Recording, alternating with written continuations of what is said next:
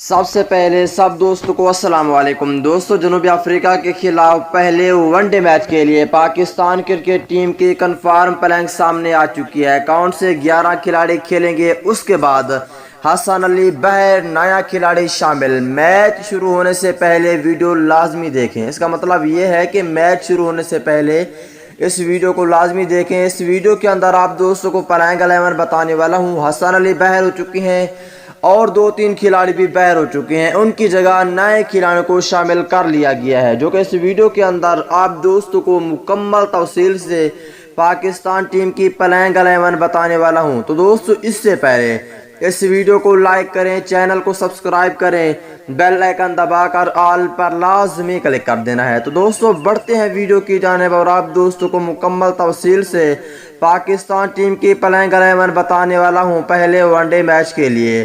دوستو، اگر پہلے نمبر کی بات کر لیتے ہیں تو دوستو پہلے نمبر پر ہوں گے فخر زمان، دوسرے نمبر پر ہوں گے امام الحق، یہ دونوں اوپننگ کریں گے۔ اگر تیسرے نمبر کی بات کر لیتے ہیں تو دوستو تیسرے نمبر پر ہوں گے بابر اعظم، اور چوتھے نمبر پہ آنا تھا نام حیدر علی کا، لیکن حیدر علی کو باہر کر دیا گیا ہے، اس کی جگہ اب محمد رضوان ہوں گے۔ محمد رضوان وکٹ کیپرنگ بھی کریں گے اور بیٹنگ بھی کریں گے۔ اس کے بعد اگر پانچویں نمبر کی بات کر لیتے ہیں تو دوستو پانچویں نمبر پر ہوں گے دانش عزیز، اور چھٹے نمبر پہ رکھا گیا ہے بیک ہیٹر آصف علی کو۔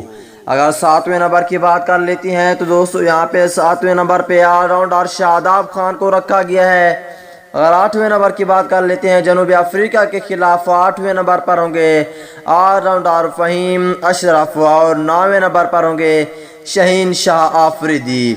اگر 10ویں نمبر کی بات کر لیتے ہیں تو دوستو 10ویں نمبر پر ہوں گے حارث رؤف، اور 11ویں نمبر پر ہوں گے فاسٹ بولر محمد حسنین۔